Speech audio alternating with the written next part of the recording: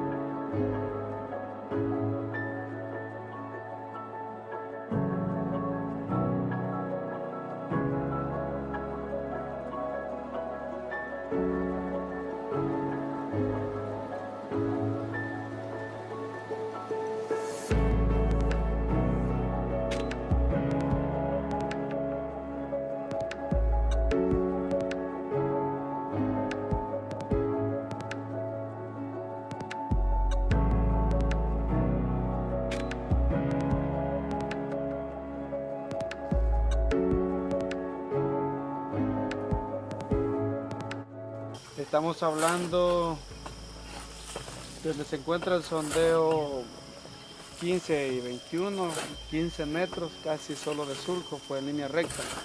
Eso quiere decir que había una producción bastante escalonada, ¿verdad? Entonces esperamos descubrir más esta extensión del sondeo 28 para poder observar más detalladamente los surcos de cultivo.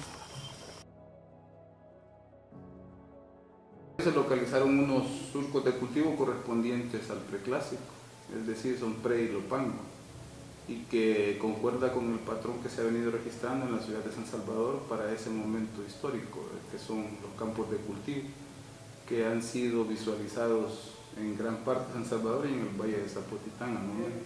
¿Qué pueden aportar los surcos de cultivo? En primer lugar, definir áreas ocupadas previo a la erupción del Ilopango. Sabemos que buena zona de San Salvador estuvo ocupada para aquel momento.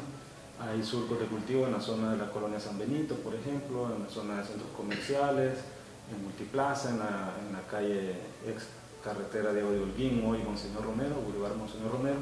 También se encontraron surcos de cultivo y ahora tenemos estos surcos de cultivo identificados para Antiguo Cucatlán. Entonces, esto lo que nos indica es una población importante previo a la erupción del volcán Ilopango en esta zona, ¿verdad? Es lo primero. Lo segundo es que da cuenta de que tiene que haber necesariamente cercano a los surcos de cultivo una ocupación doméstica o podría ser hasta cierto nivel urbana, que hasta la actualidad no ha sido identificada. Es decir, los surcos de cultivo tenían que sustentar una población y esa población, siguiendo los patrones de aquel momento, debería de tener su vivienda, su zona donde habitar y su centro ceremonial. Entonces, desgraciadamente hasta el momento no se ha encontrado ese centro ceremonial o esa parte de la población a la que sustentaban estos surcos de cultivo. Entonces, eso también es interesante, ¿verdad? Porque nos está dando pautas a que en algún momento en determinada zona de San Salvador se va a encontrar el asentamiento o los asentamientos que eran los que estaban utilizando estos surcos de cultivo. Con los descubrimientos de yuca en Joya de Serén, ese fue un dato muy interesante que ya cambió un poco la visión, ¿verdad?, que se tenía en aquel momento. Y ahora, con estos datos que también van a ser muy relevantes, y si en algún momento se confirman que estos surcos, algunos de ellos y otros elementos que etnográficamente, creo que los arqueólogos consultores lo van a mencionar más en detalle, pero que etnográficamente fueron identificados como probables campos de cultivo de yuca por los trabajadores que estaban con los consultores, entonces va a ser otro dato más interesante para verificar cómo se mantenían campos paralelamente, tanto de maíz como de yuca y quizás de otros cultivos que no se han identificado hasta el momento. Entonces ese es otro dato interesante que van a dar los surcos y que es importante que la población lo conozca, ¿no? que ya desde hace cientos y miles de años nuestros antepasados tenían la tecnología necesaria para mantener, ¿no?, y sostener una población importante. Hasta el momento estamos en la fase, en el proceso de análisis, en donde se está considerando, porque sacó una impronta de yeso, donde creemos que eran cultivos de yuca, por los surcos y el camellón que teníamos.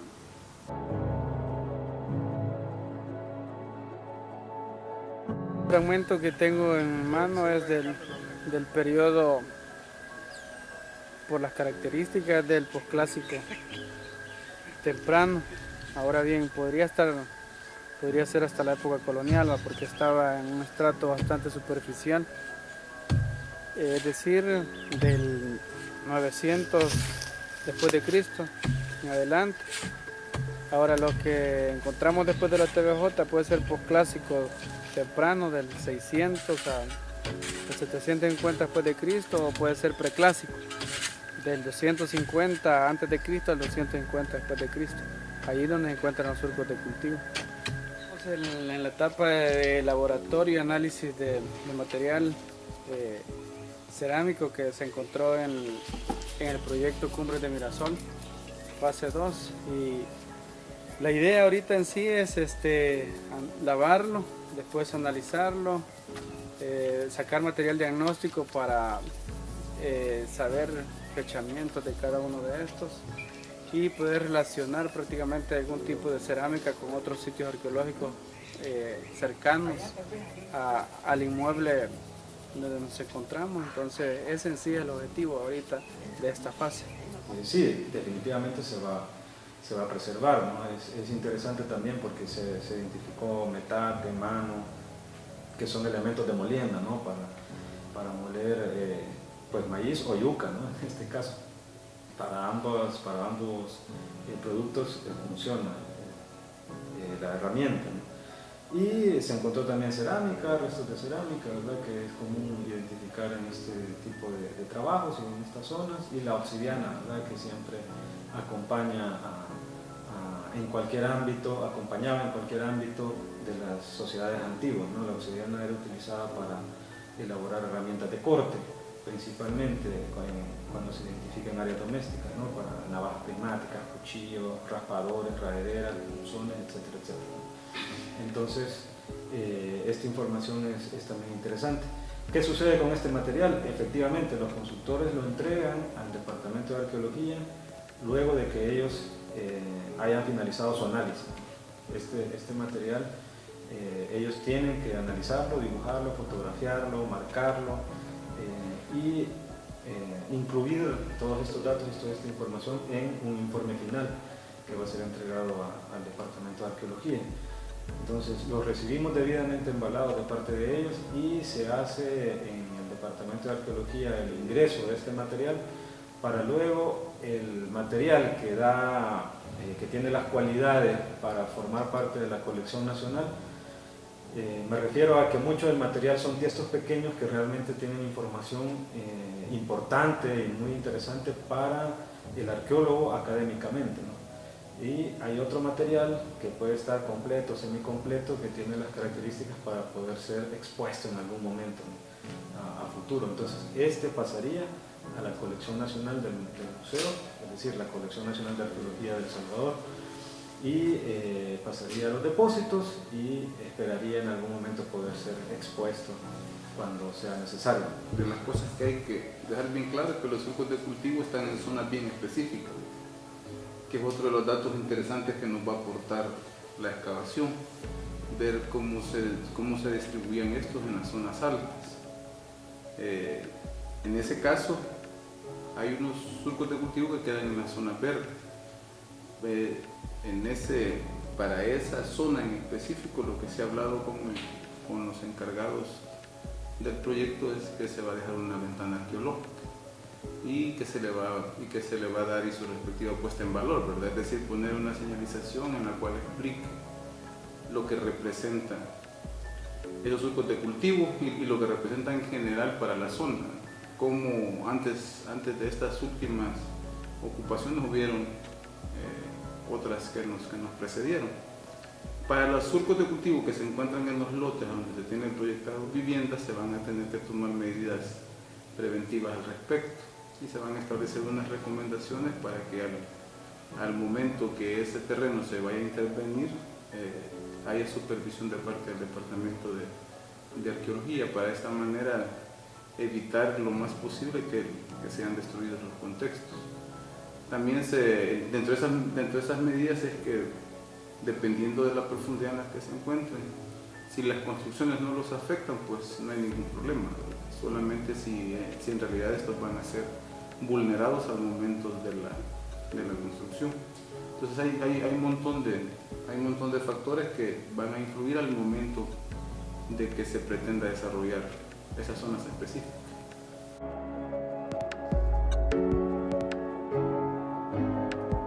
Es valorar el trabajo en conjunto que se puede hacer entre el Departamento de Arqueología de la Secretaría de Cultura, en este caso una institución estatal, con la empresa privada, ¿no? Es importante considerar previo a cualquier desarrollo este tipo de trabajos que llevan o que están encaminados a la salvaguarda de nuestro patrimonio cultural, aparejado al desarrollo en este caso constructivo del país, ¿verdad? No se puede hablar de desarrollo si este no lleva un elemento cultural, educativo, que tiene que estar siempre relacionado al progreso no solo urbano, constructivo, sino en general de la población salvadoreña. Entonces creo que el trabajo en conjunto que se hace entre la empresa privada y la Secretaría de Cultura en este caso ha sido muy positivo y ha dado resultados que todavía el producto final no lo vemos, no está físicamente con nosotros, pero muy seguramente lo va a estar, ¿no? Una ventana arqueológica que va a poder ser admirada por los habitantes del lugar, los usuarios, ¿no? del proyecto, y como cualquier otro salvadoreño que pueda llegar a visitar esta zona, ¿no? Entonces que le va a brindar información a la población importante, interesante del suelo que está habitando. Y que la arqueología es una ciencia social y por ende no nos podemos pelear con el ser humano, que es nuestro objeto de estudio, y que al final lo que se busca es, como decía el maestro Alvarado, un desarrollo integral, un desarrollo que busca un equilibrio tanto con el pasado como con el futuro. En este caso creo que es bastante interesante cómo ya la arqueología preventiva va tomando fuerza dentro del país y cómo se va viendo ya como una parte de ese desarrollo.